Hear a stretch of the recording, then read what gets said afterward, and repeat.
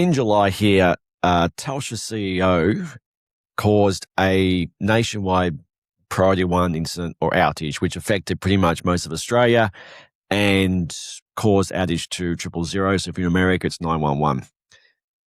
This person got a pay rise because of it. So in this video, I'm going to show you the tricks that she used to get the pay rise and how you can use the same thing to get a pay rise in your work. Okay, so the first thing you have to understand, back in June in Australia, we had a Telstra, our biggest telecommunications country, had a nationwide outage which affected most of the population for a number of hours, and it caused incidents to 000, which is our emergency hotline. So it's like 911 going down in America. It was major news, right? It is catastrophic. It's a P1 incident. Now, how they managed to get around this is a master stroke in human psychology. It's also a master stroke in how we can manipulate people. Now, go with me here because when we get through this, I'm going to show you the exact way that you can copy this and use it in your own work to get a pay rise, right? So you follow me on this, okay? So what Telstra had learned was there've been some scandals recently, KPMG, Optus, Medibank, a lot of players where major issues happened through major corporations here in Australia, really bad stuff-ups. And they haven't been handled well by the CEOs. They've been very poorly done. So Telstra had the data behind this scene. But the most important part, whether this is the CEO herself, Vicky, or the people behind her, they need a absolute gold star. The way they've handled this is playbook psychological influence. What they knew was the data from what not to do. The second part they knew was framing and context and outcome. So they went in with a plan to how do I want to respond to this major incident? They could have ignored it. They could have made excuses, but they wanted to hold a frame. So what they did, which is really important, they chose the narrative about this outage. It wasn't about the outage at all. What they chose was leadership. And that's a very different thing. So they were transparent. They got on the front foot. They were open. They were honest. They absolutely went open with, hey, this is what caused the issue. It's a piece of hardware that should have been replaced 30 years ago or 20-something years ago. We've ignored that for years. It would have cost us $30,000 to actually replace this. Yet, for a company that makes, $6 billion a year, 30 grand wasn't enough. They never had any money to replace it. So someone's been making calls, not to do that.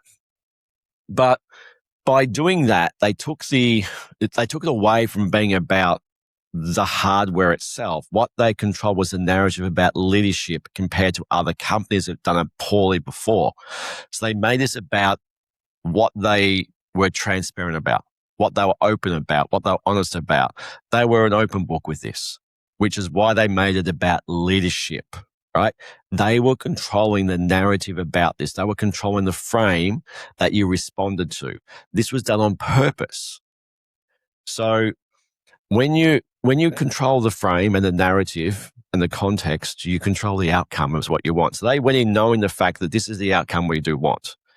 We will tell the public a story that we want to lead with, which was different leadership inside corporate Australia. We stuffed up.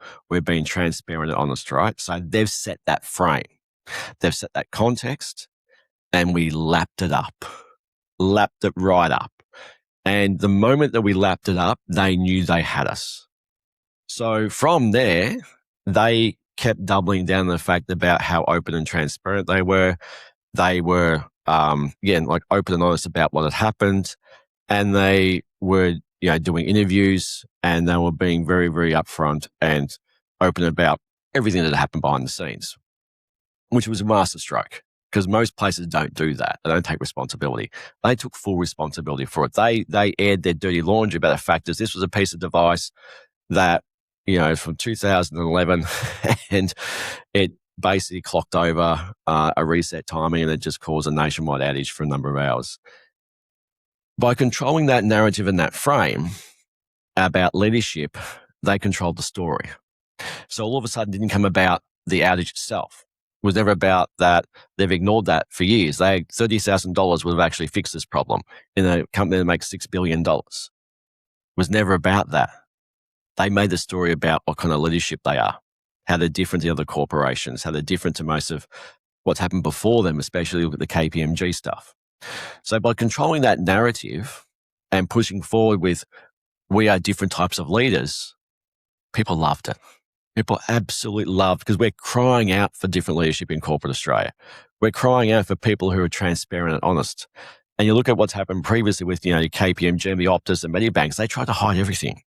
They try to, skirt around blame and not take any responsibility and point different ways of who was the blame here. And so that was a breath of fresh air, but it wasn't because we wanted it. They read the playbook. They knew the game that they were playing, and they made it about leadership, and they then weaponized that over a period of time. So then you will see all these people on LinkedIn. And they were, because it was about leadership, because about effective leadership, about being transparent, honest, and open, people who were good leaders shared all the stuff on LinkedIn. So Telstra then hijacked your psychology to, if you're a good leader, you would then share that story inside LinkedIn. So all of a sudden, Telstra have people inside LinkedIn talking about how great this leadership is. So you're doing the work and the PR work and the social media work of a major corporation about how good a leader they are when they've caused a nationwide outage, because they've also hijacked your identity as a leader. They know that if people start posting about how good this leadership is, if you think you're a good leader, you are, let's say the word, obliged to repost that, because you want to be seen as a good leader too. So if you're somebody who's out of sync with that and call it something different, you're an outlier. You want to be part of the group. You want to be part of the group of people who are leaders out there who praise this type of transparency and honesty and a breath of fresh air into corporate Australia. So they knew the frame, they knew the agenda, they knew what outcome they wanted. They then hijacked leadership. They then hijacked you guys who were good leaders and your identity, which they know about. They then, which was again great, they then limited the financial impact. So they also know that human beings are naturally lazy. We won't do stuff if there's any friction there. So instead of actually just giving everyone 25% off their bill for that month because they caused a major outage, they made you go onto a website, fill out 15 pages of documentation to prove you even were affected by it. They knew humans were never going to do that. So their limitation in financial payback or compensation is fractionally small. So you've had a nationwide outage to 000.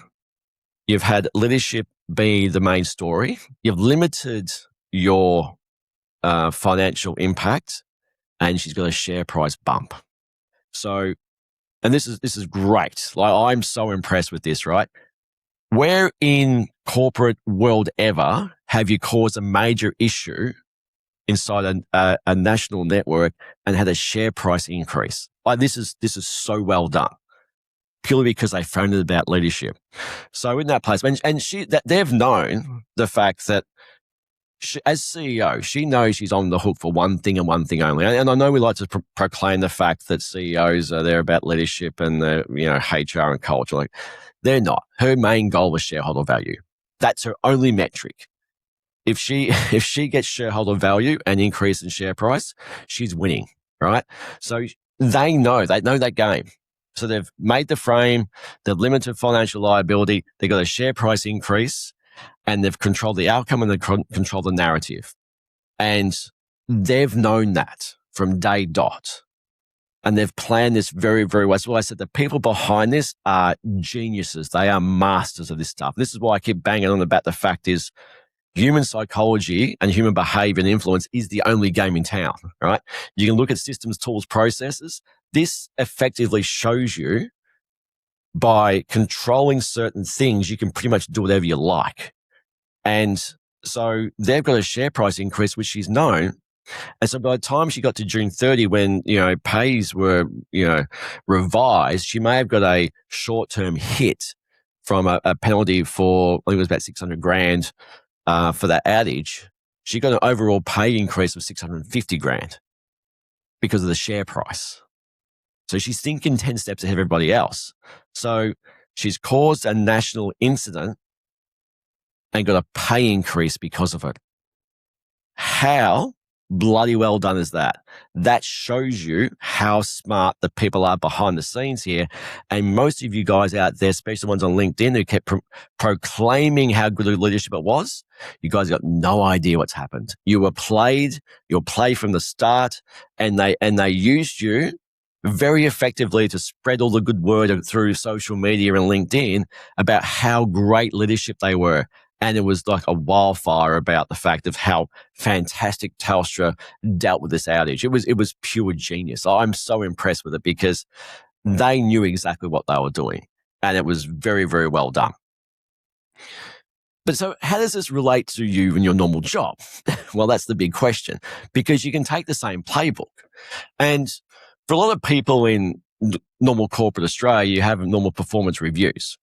And you will go in there with a list of things you've done, begging for the fact that you may get your 2% or 3% increase, or hopefully a bonus, right? You're not in the driver's seat. You never have been in that space. The company owns what they do, right? And you're hoping you might, and if you disagree with it, doesn't matter, right? They can say, I've got no budget for it. And you have to sit with that and look for a new job, right? They hold all the cards, they hold all the power. So I'm going to show you exactly what to do to actually get the power back. So we take context. So if you're a full-time employee, performance reviews are purely outcome-based. So you can't play that game. You need to do what they did at Telstra and reframe it. You need to control the narrative around it. So trying to play, because performance reviews are made for a certain reason. And understand this, right? They're not there to reward you. They're there to limit your earning capacity, basically, and to keep you at a certain point where they can keep the budgets down and not pay you what you're worth. So performance reviews are not there for you. They're there to limit. I've been in meetings where, let's just say, there's been too many high performers in the top right gradient, and they said, we can't have that many there. Can you bring a few down? It's like, they all perform very well. And it's like, we can't have all those people up there. We have no budget for it. It's like, but Bo's over there just got 100 grand pay rise. Surely it's like, yeah, but it's behind the scenes. You need to know how it plays. So you can't play that game. You can't play the performance review game. It's not going to happen because it's purely outcome based. Did you do this? Yes or no? You need to change the story. And the story will be about, I'm not doing performance review anymore. So this is where you sat with the boss. It's like, let's do something different. I've got an idea. Let's do human value. Let's call it that. Let's talk about human value within the business. So all of a sudden, what you've done there is you've changed the way that you want yourself to be valued. You've given them a different frame, a different context, a different narrative, right? But what the smart part you're going to do is you're going to link it to their leadership qualities, because the human performance review is dead, right? The way that we measure human output and, let's say, value within the business is archaic and it's about to die. So what you can do if they think they're a good leader is you can propose a different type of strategy to value or measure your worth inside a company. So you come to them with a different model of human performance, which you will call it human value. And you'll list a list of things where, okay, outcomes may be 35, 40% of what you do. But the other 60% will be stuff that soft skills, coaching, outside learning, mentoring, teamwork, all that kind of stuff, right? So all of a sudden you're coming with different things. So you're now controlling the narrative that you want to be able to be measured across. And if you're very smart, you'll actually, again, let's say you will hijack their identity as a good leader. So you can say things like, well, July 1st came in with a lot of stuff about psychological safety. in New South Wales, it's probably mandated now that businesses have psychological safety. But you can go in further than that and say good leaders now are actually moving more towards a 360 view of human performance. And they do find that the best employees do have that, view 360. Now, I think that type of leader, I think this could be really good. I think you could be shown as being leading edge. You can bring this to HR. You can bring this as your idea. I'm just having an idea. It's about me. But what happens if you actually go and take this idea to HR and say, hey, I'm going to do this with my team as a bit of an outlier? I think it's a great idea that we, as part of psychological safety and as being good leaders, we measure people on value to the business, not just output. So you're understanding about you're hijacking their identity, you're increasing status, you're giving it their idea. So it's great. One way to manipulate people is make sure they think it's their idea. Okay. So you're coming to your boss. They think it's their idea. They think it's about them. They've got no idea the fact that you're controlling the narrative about how to get your value measured differently from what it's being done now, which is limiting you. So you're playing a whole different game now. So you've actually come to them with, I want this game played. I want my value now measured on this. This is going to make you look like this as a leader. It's going to make you look even better in front of HR. We're doing this as a psychological safety way we're going to measure stuff. We're also doing it as a way that we're measuring value within the business rather than just output. So you're increasing your manager's status within the company. And if you make them look good, they'll do anything for you. So by doing that, and that's something very simple, that we're changing our human, let's say, performance review to a human value review. The value part is the important part. The word value is highly important because it's not about performance anymore. It's about value. So you can make a lot of mistakes. But if you bring value to the team about learning, you can get marked up on that stuff, right? This is very important about how you actually frame the value part of this performance review. So all of a sudden, you've changed the way that you're being measured. And they think it's their idea, but you've actually put it inside their head. You've then hijacked their identity and their leadership, and then you've weaponized it for them to go and actually be your champion in this place because it increases their status within the company. So they look good. So that's how you actually do it. And you will lock in your reward at the end of that. So you've given your boss, who had all the power, now you have all the power. You've narrated to them what you want to be measured on now. They agree to it because it makes them look good. They get an increase in status, especially these days about well-being in the workplace. They look like a leading edge leader, right? So if you do this right, you'll walk out of this with a very significant pay rise next year. And all you got to do is understand narration, context, framing, outcome, and the story behind that and identities. And you can pretty much get a very, very handsome pay rise. Look, I worked in banking for a long time. I was a project manager. I was getting paid 350 grand as a project manager. Most of my peers were on 150. And I was getting paid more than double them. I'm not smarter than those people. Some of those project managers are better at their job than they are. Some of them are actually exceptionally better than I was. But I had a skill set they didn't. And that's the thing. That's why people paid a premium for me, is because I understood human behavior, I understood human influence. And that put me in the top 1% of, project leaders in this country, especially in that banking global space, because I knew how to play the game. I wasn't the smartest project manager. I wasn't the best project manager. I was the best at influence. And that's the difference. And that's why that's why I was paid so far above market rates. It wasn't funny.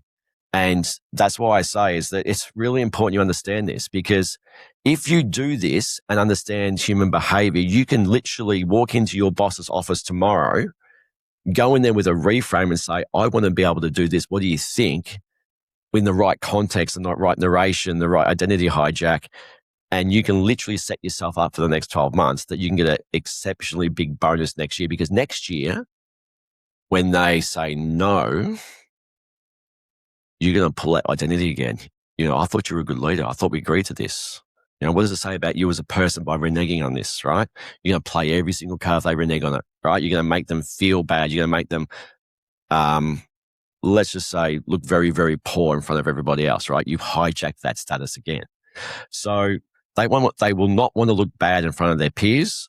They would not want to look like they're a failure. So you've all of a sudden you've changed the power struggle in a discussion about performance reviews and money for your job, where you had no power previously. You now own all the power. They didn't know it. They think it's their idea. And that's the best thing about it.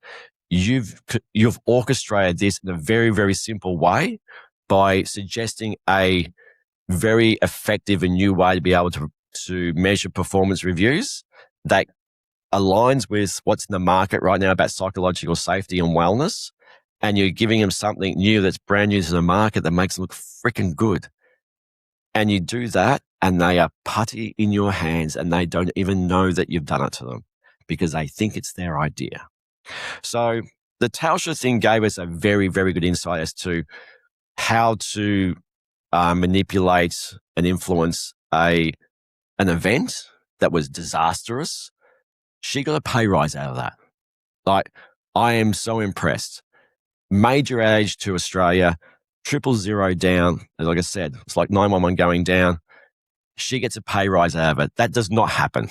That is curated, that's influenced, that's manipulated, that's weaponized. And I'm showing you the exact same tricks, not tricks, but exact same process to do the same thing for yourself with your boss inside your performance reviews. It's the same playbook, right? Just done differently. So if you walk in there with a human value proposal, and if you pull the right levers, you will be in a very, very, very good place in 12 months' time. And they won't even know. That's the best thing about it.